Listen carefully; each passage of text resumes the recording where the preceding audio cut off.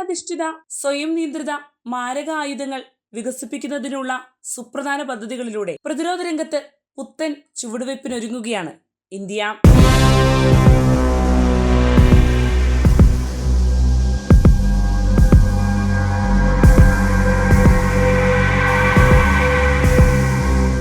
നമസ്കാരം. പ്രതിരോധ രംഗത്ത് യന്ത്രങ്ങളുടെ, പ്രത്യേകിച്ച് റോബോട്ടുകളുടെ പ്രസക്തി വർദ്ധിച്ചു വരുന്ന കാലഘട്ടത്തിലേക്കാണ് ലോകം നീങ്ങിക്കൊണ്ടിരിക്കുന്നത്.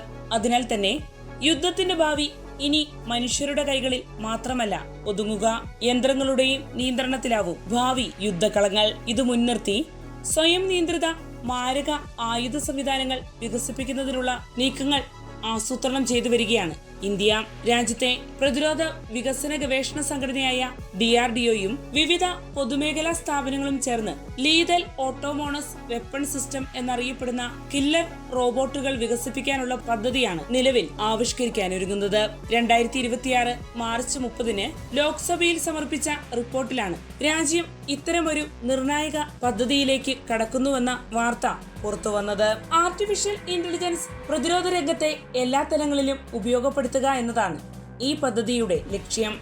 മാരകമായ ആക്രമണ ആയുധങ്ങൾക്കപ്പുറം കമാൻഡ് കൺട്രോൾ സംവിധാനങ്ങൾ, സൈബർ സുരക്ഷ, പെരുമാറ്റ വിശകലനം എന്നിവയിലും AI ഇടം നേടും.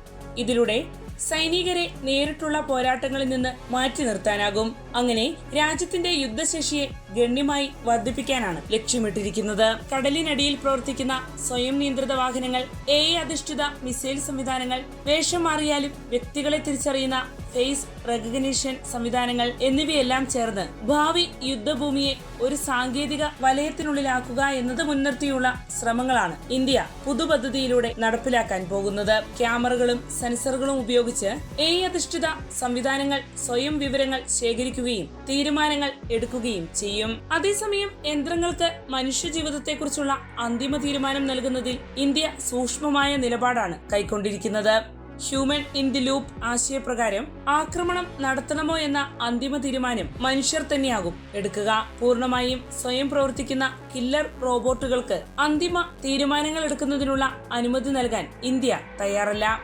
കാരണം അത്തരമൊരു സാഹചര്യം ഉണ്ടാവുകയാണെങ്കിൽ അതിന് ധാരാളം അപകട സാധ്യതയും നിലനിൽക്കുന്നുണ്ട്. AI തീരുമാനങ്ങൾ എല്ലായ്പ്പോഴും കൃത്യമായിരിക്കണമെന്നില്ല. തെറ്റായ ലക്ഷ്യത്തെ ആക്രമിക്കൽ, നിയന്ത്രണം നഷ്ടപ്പെടൽ അല്ലെങ്കിൽ അനിയന്ത്രിതമായ പ്രതികരണങ്ങൾ എല്ലാം AI അധിഷ്ഠിത സാങ്കേതിക സംവിധാനങ്ങൾക്കുണ്ടാകാനുള്ള സാധ്യത ഏറെയാണ്.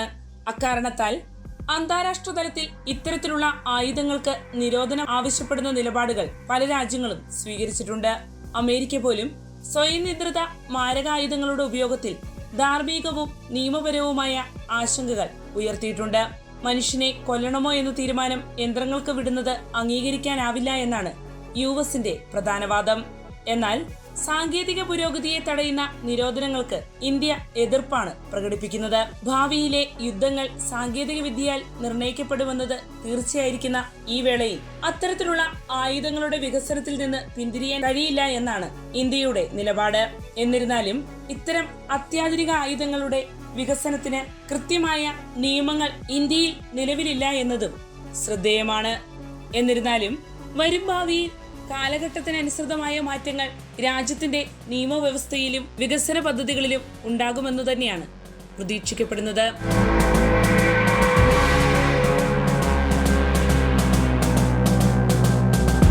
വാർത്തയുടെ നിറം തേടി തനിനിറം.